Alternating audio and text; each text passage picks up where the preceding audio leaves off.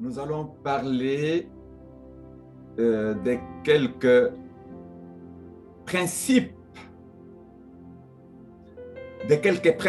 parce que dans chaque domaine, il y a des principes qui régissent ces domaines. Chaque pays a des principes sur lesquels il se base pour fonctionner, pour évoluer.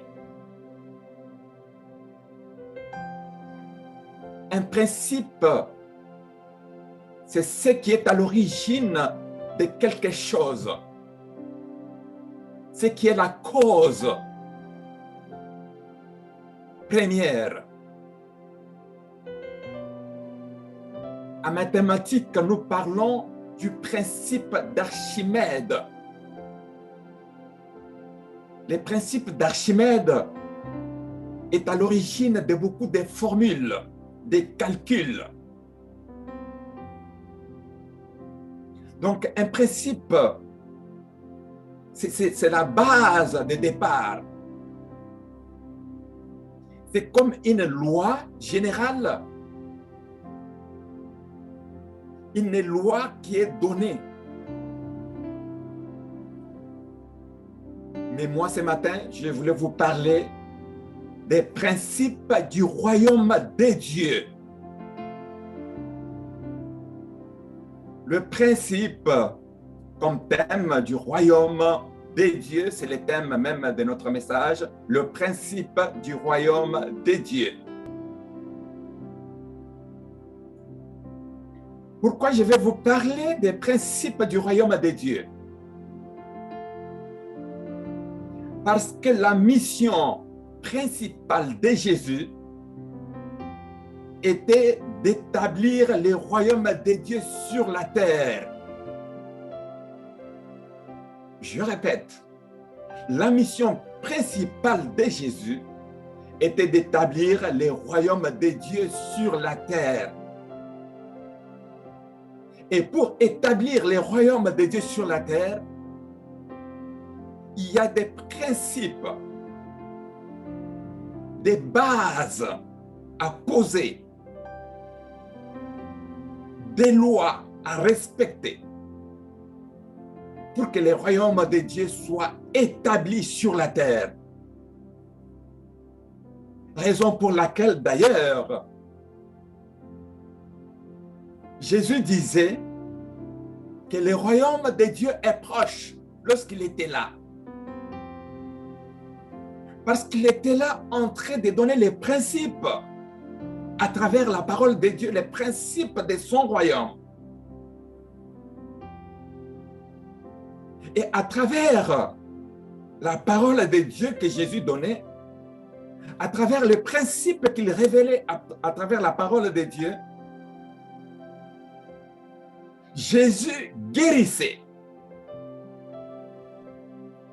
Jésus nourrissait. Jésus délivrait. Parce que lui-même, il était dans le principe du royaume de Dieu.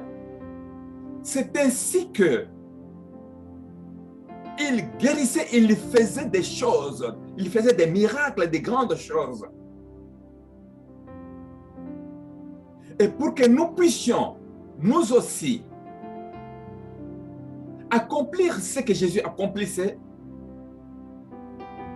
nous sommes comme obligés de connaître le principe du royaume, nous connecter à ces principes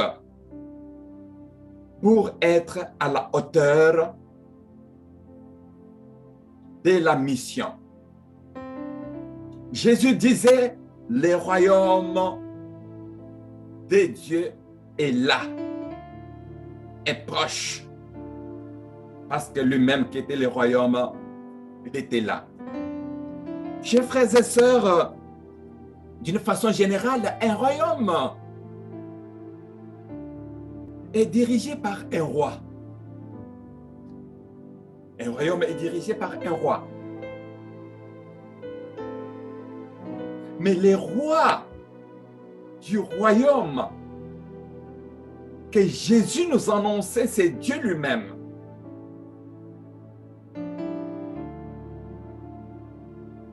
Mais le royaume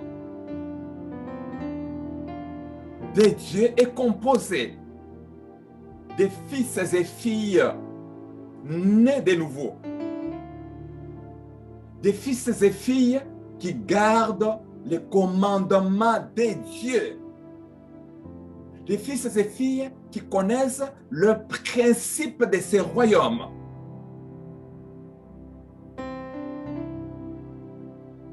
Et nous allons voir avec vous et moi si nous appartenons à ce royaume. Nous allons prendre nos Bibles. Dans Matthieu chapitre 5, 1 à 3. Matthieu chapitre 5, 1 à 3.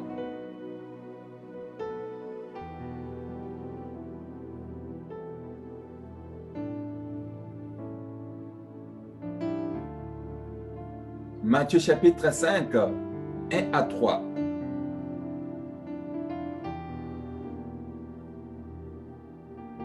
Voyant la foule, Jésus monta sur la montagne. Et après qu'il se fut assis, ses disciples s'approchèrent de lui. Puis, ayant ouvert la bouche, il les enseigna et dit: Heureux le pauvre en esprit, car le royaume des cieux est à eux. Chers frères et sœurs, je ne peux pas aller loin. Le premier principe vient d'être donné. Dans ce premier principe, nous avons beaucoup de choses à apprendre.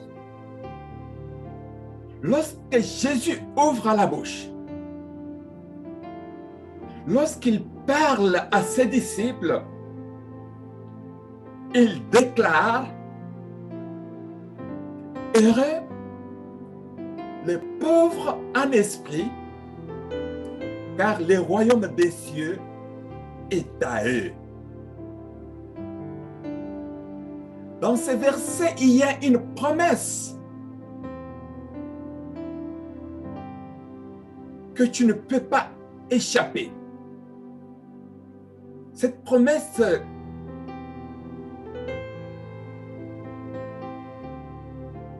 que nous devons nous saisir et faire de cette promesse notre vie.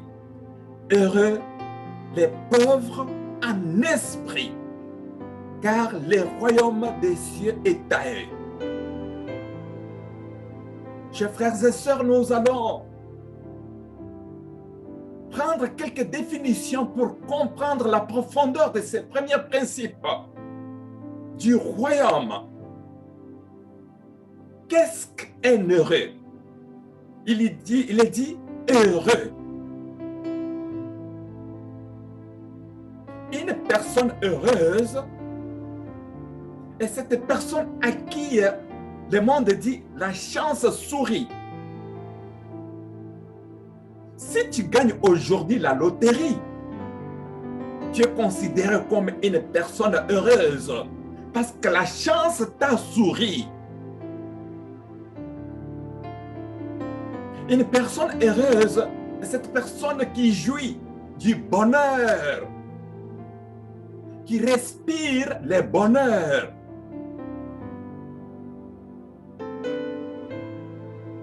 Heureux, mais les pauvres en esprit. Mais d'une façon générale, qu'est-ce qu'un pauvre? Un pauvre est cette personne qui est écrasée par la vie. Une personne qui est incapable de faire face à la vie, écrasée. Un pauvre est cette personne qui est humiliée, qui vit dans l'humiliation. Un pauvre bref, est une personne dépendante, qui dépend des riches, qui dépend des autres. Un pauvre est cette personne qui a la main tendue pour recevoir, qui dépend. Mais dans ces premiers principes du royaume, il est dit heureux les pauvres, mais en esprit.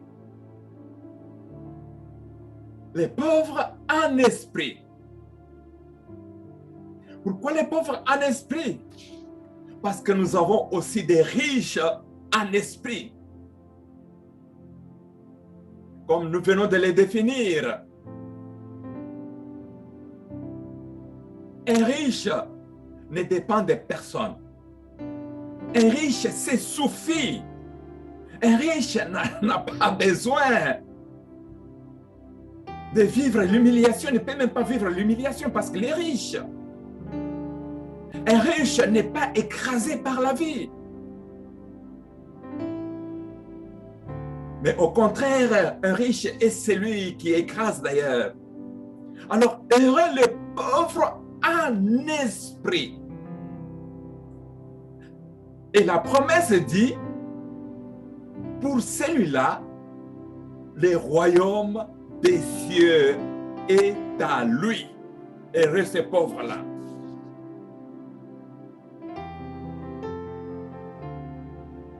Chers frères et sœurs, les pauvres en esprit, et cette personne, parce que nous posons parfois des questions pour comprendre, nous devons très bien comprendre, un pauvre en esprit est cette personne qui est conscient d'un vide en lui, en elle, et qui se tourne vers Dieu. C'est ça un pauvre en esprit, qui est conscient d'un vide, comme la pécheresse dont nous avons parlé il y a 2 semaines. Cette pécheresse sentait un vide en elle. Elle a pris la décision de retourner vers le Seigneur. Voilà un pauvre en esprit. Un pauvre en esprit, lorsqu'il retourne vers Dieu, il veut dépendre de lui. Il veut dépendre du Seigneur.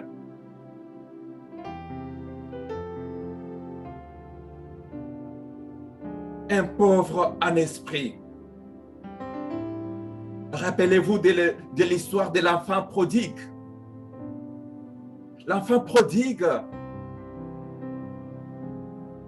lorsqu'il s'est rendu conscient d'un vide qui était en lui, il est retourné chez son père.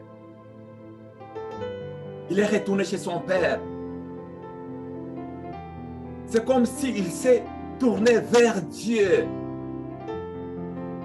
Mais avant de quitter la maison, il est parti riche. Riche en esprit. Mais lorsqu'il a tout perdu, il y a un vide spirituel qui s'est créé en lui. Et à ce moment-là, il avait pris une bonne décision, disant, oui, je m'élève, j'irai vers mon Père. Un pauvre en esprit est cette personne qui est consciente d'un vide et qui se tourne vers Dieu.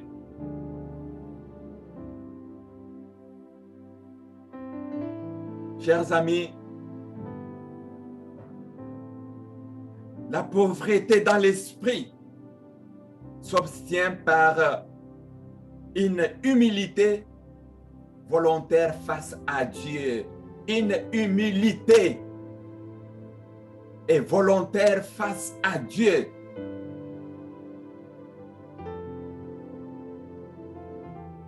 Une humilité, encore une fois, volontaire face à Dieu. Rappelez-vous de l'histoire de Job qui avait tout perdu. Job, malgré la perte de tout,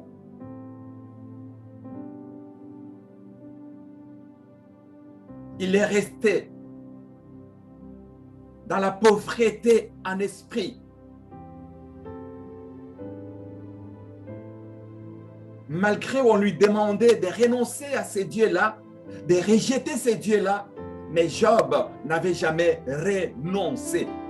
Un pauvre en esprit.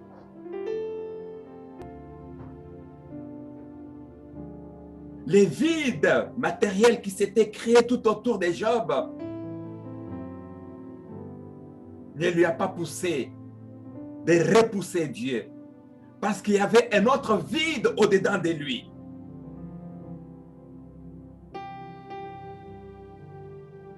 Job s'était tourné vers Dieu. Heureux le pauvre en esprit. Les pauvres en esprit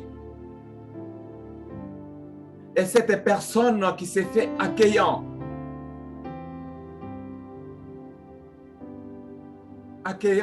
à toute personne qui a un cœur toujours prêt à accueillir, comme Jésus le faisait. Un pauvre en esprit. Chers frères et sœurs, je suis en train de parler à des croyants, à des croyantes. Alors pour nous les croyants, la promesse de posséder le royaume de Dieu consiste pour toi et moi de jouir de la présence de Dieu. Parce qu'il est dit, heureux le pauvre en esprit, car la promesse, car le royaume des cieux est à eux. C'est-à-dire, nous possédons déjà le royaume de Dieu. Nous pouvons jouir de la présence de Dieu dans nos vies. Nous pouvons jouir de la présence de Dieu dans nos démarches, dans tout ce que nous faisons. Chers amis, dans la présence de Dieu, c'est le bonheur. Dans la présence de Dieu, c'est la réussite. Dans la présence de Dieu, c'est la joie. Heureux les pauvres en esprit, car le royaume des cieux est à eux. Le royaume des cieux est à nous. Le royaume des cieux est aux croyants. C'est-à-dire, les croyants peuvent jouir de la présence de Dieu dans leur vie, de la présence de Dieu dans leur va-et-vient, dans leur maison. Nous jouissons. Voilà comment le royaume de Dieu nous appartient. Le royaume de Dieu nous appartient à travers cette présence. Un jour, Jésus prend Pierre, Jean et Jacques, monte sur la montagne pour prier. Et sur cette montagne, il y a eu la manifestation de la gloire de Dieu, de la présence même de Dieu. Pierre prendra la parole et dit, Seigneur, s'il est possible, construisons 3 tentes dans ces lieux, une pour toi, une pour Moïse et une pour Élie. Le royaume de Dieu était descendu. Heureux les pauvres en esprit, car le royaume des cieux est à eux. Pierre, Jean et Jacques,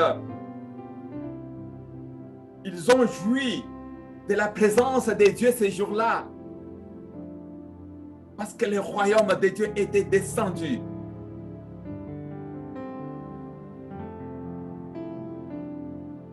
Chers frères et sœurs, il est bien dit dans la parole. La parole nous précise aujourd'hui que le royaume appartient aux pauvres et aux petits. Le royaume appartient aux pauvres et aux petits, c'est-à-dire à ceux qui l'ont accueilli, accueillons le royaume de Dieu. À ceux qui l'ont accueilli humblement, avec un cœur de pauvre, avec un cœur de dépendance à Dieu, comme un pauvre physiquement dépendait.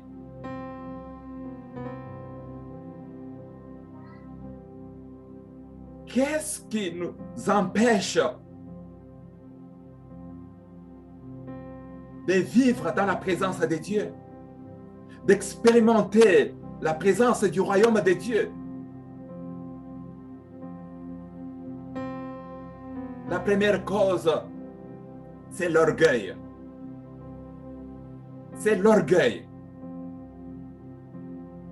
L'orgueil est la véritable cause de toutes les chutes et dans le monde, dans tous les systèmes du monde, c'est l'orgueil.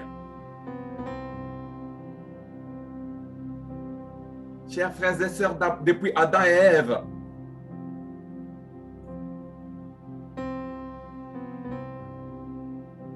la chute, l'orgueil est entré dans l'homme. Lorsque nous examinons l'histoire du monde, nous découvrons qu'il y avait un homme très orgueilleux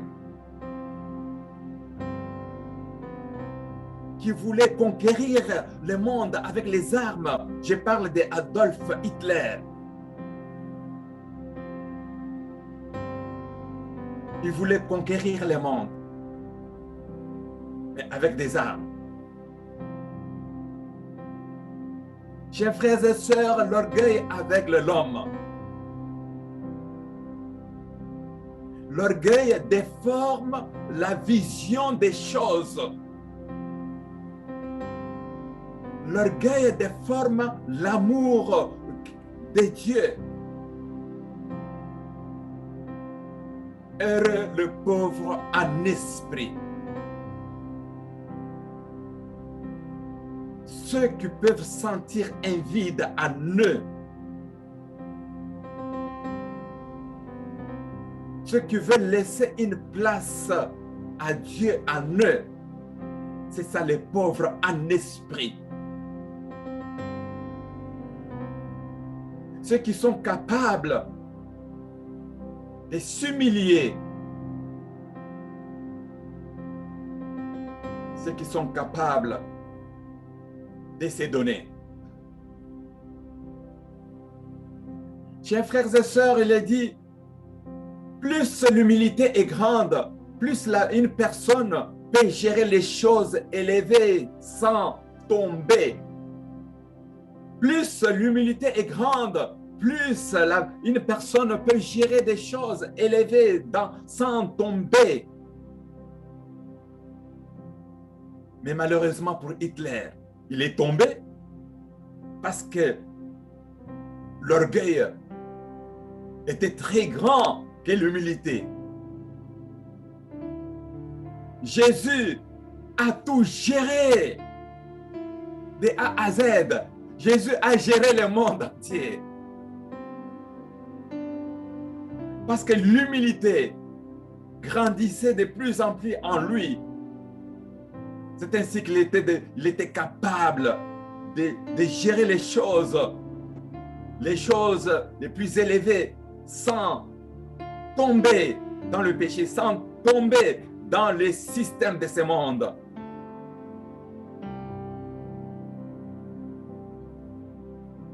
Dans les Proverbes 29, verset 23, la parole de Dieu déclare: l'orgueil d'un homme l'abaisse, mais celui qui est humble d'esprit obtient la gloire.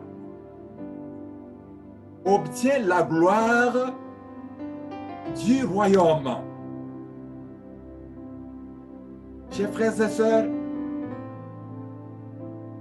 avant d'envoyer le Saint-Esprit sur les disciples de Jésus, les disciples ont passé 3 ans dans la formation pour les amener à une autre dimension. Quelle est cette dimension? De faire disparaître l'orgueil humain,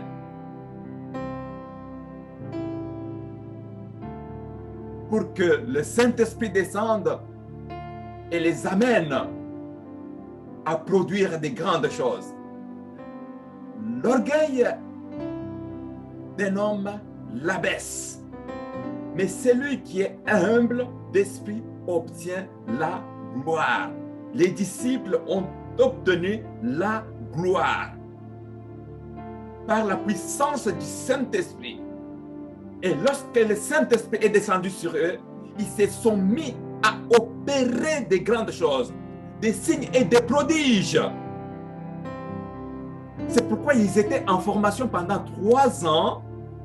Jésus les enseignait le principe du royaume de Dieu. Heureux le pauvre en esprit, car le royaume des cieux les appartient. Et depuis ces jours-là, le royaume des cieux appartenait aux disciples de Jésus-Christ. Les signes et les prodiges se faisaient.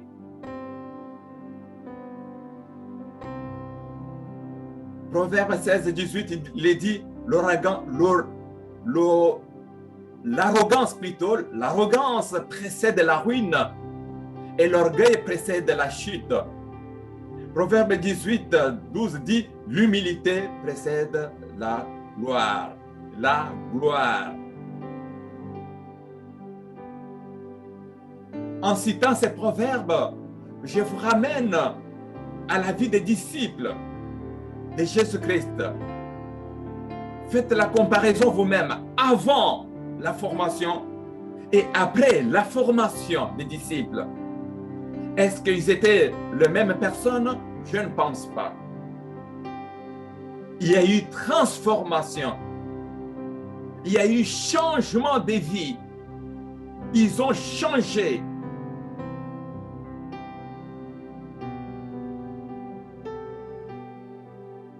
Chers frères et sœurs, la grandeur de l'homme ne doit pas être dans le matériel, dans la richesse, dans le pouvoir. Ce ne sont pas ces choses qui font la grandeur de l'homme. J'ai déjà entendu plusieurs personnes faire la comparaison en disant « Oh, les grands pasteurs ». Donc, sur cette terre, il y a des grands pasteurs et des petits pasteurs. Je me suis toujours posé la question, c'est quoi le grand pasteur? Est-ce qu'avoir 1000 brebis, c'est ça être grand pasteur? Non.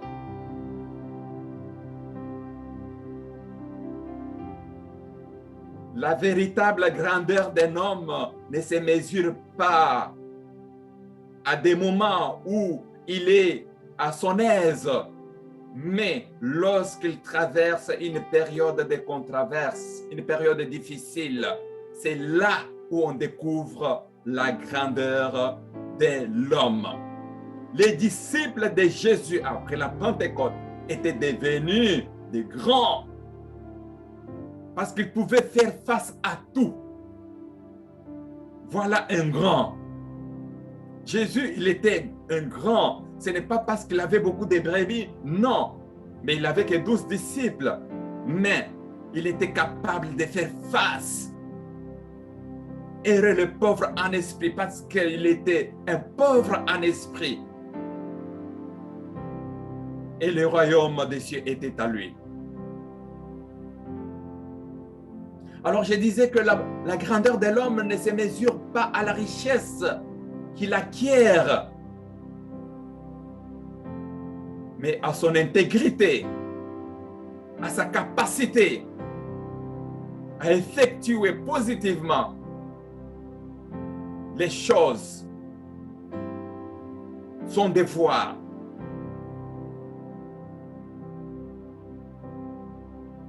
Est-ce que les soi-disant grands pasteurs, ils sont humbles en esprit?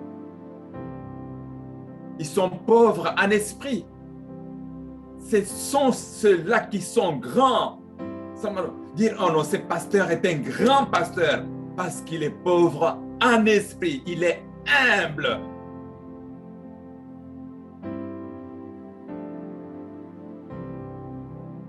Chers frères et sœurs, la grandeur de l'homme réside dans sa capacité à corriger ses erreurs et de se renouveler continuellement.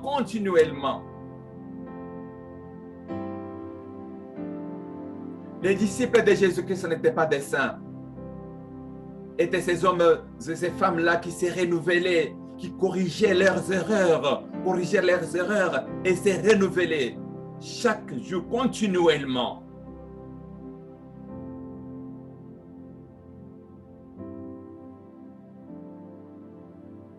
Heureux les pauvres en esprit, car le royaume des cieux est à eux.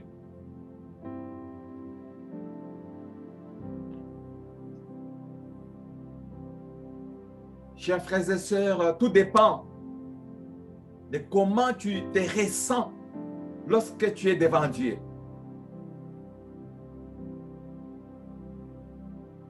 Pour un riche devant Dieu, il ne ressent rien en lui.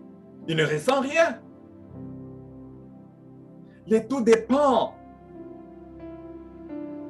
de comment tu te ressens lorsque tu es devant Dieu.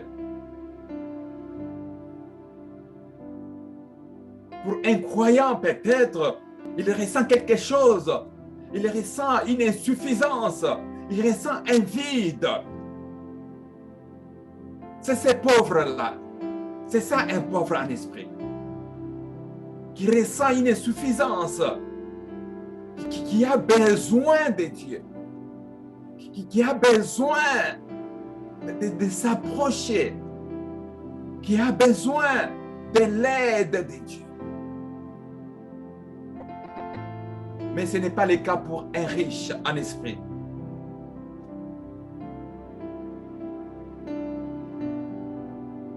Le royaume des cieux est proche.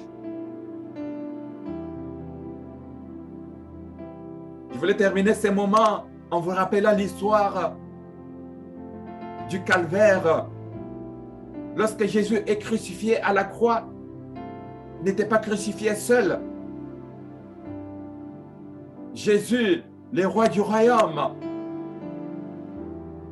le royaume des dieux présent, lorsqu'il est crucifié, il y a eu des brigands. Mais l'un repentant et l'autre rejetant le royaume de Dieu qui était là. Heureux les pauvres en esprit. Le comportement de ces brigands à la croix, ces paroles nous enseignent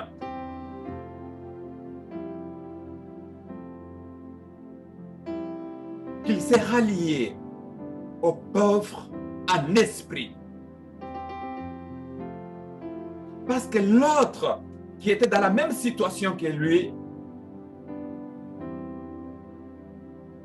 est demeuré du côté des riches en esprit.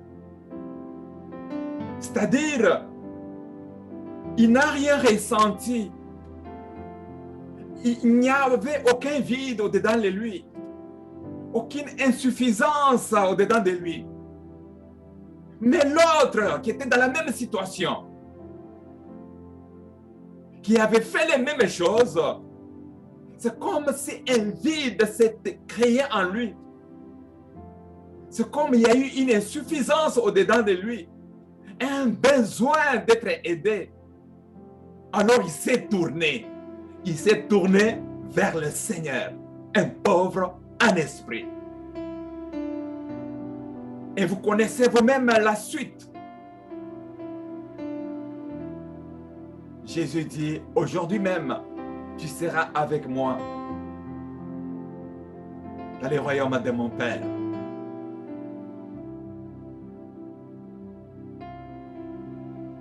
Chers amis, le Seigneur est venu nous enseigner, nous apporter la bonne nouvelle pour que nous puissions changer de vie. Alors voici ce premier principe que je voulais qu'on puisse partager aujourd'hui. Ce premier principe qui dit heureux. Parce que le contraire de heureux, c'est malheureux. Donc, malheureux, si nous pouvons le dire, les non pauvres en esprit, c'est-à-dire les riches en esprit. Parce qu'il n'y a pas de promesse pour eux, car le royaume des cieux n'est pas à eux, n'est pas à eux. C'est tout simplement ça. Vous comprenez vous-même que les choses sont simples, mais c'est l'homme qui rend la parole de Dieu comme difficile, comme un poids qui pèse sur les épaules.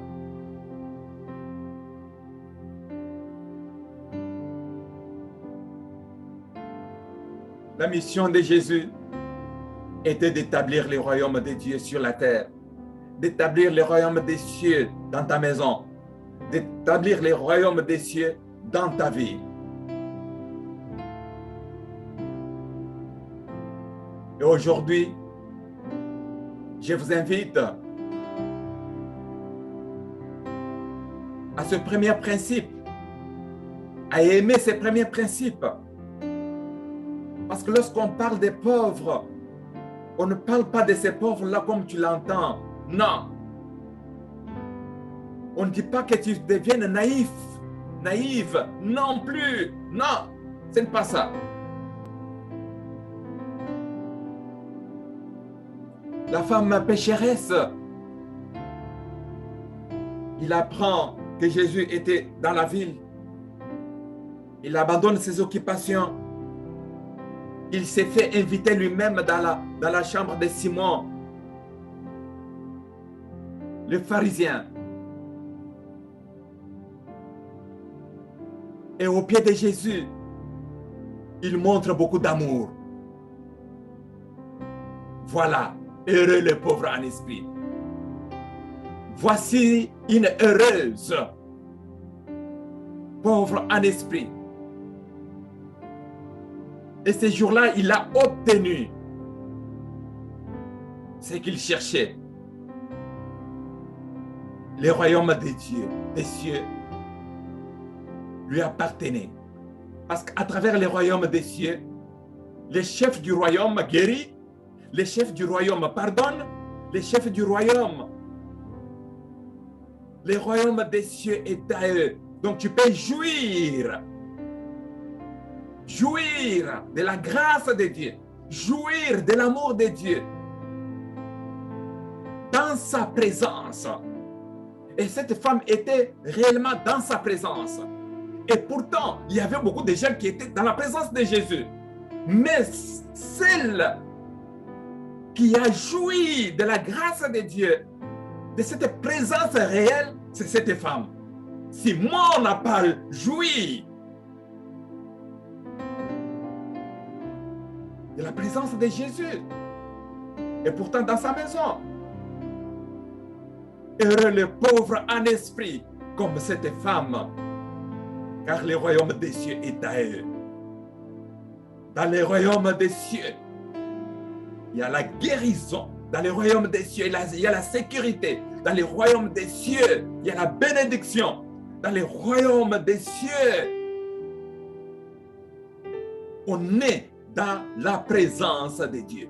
On jouit de toutes les grâces, bénédictions, parce qu'on est dans la présence du roi.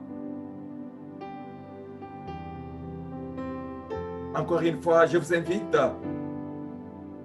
à aimer ces premiers principes. Et nous pouvons continuer encore avec les autres principes, parce que c'est pour cela que Jésus était venu sur la terre. Établir le royaume. Établir le royaume. Heureux le pauvre en esprit, car le royaume des cieux est à eux. Et que notre Dieu et notre Père nous bénissent. Amen.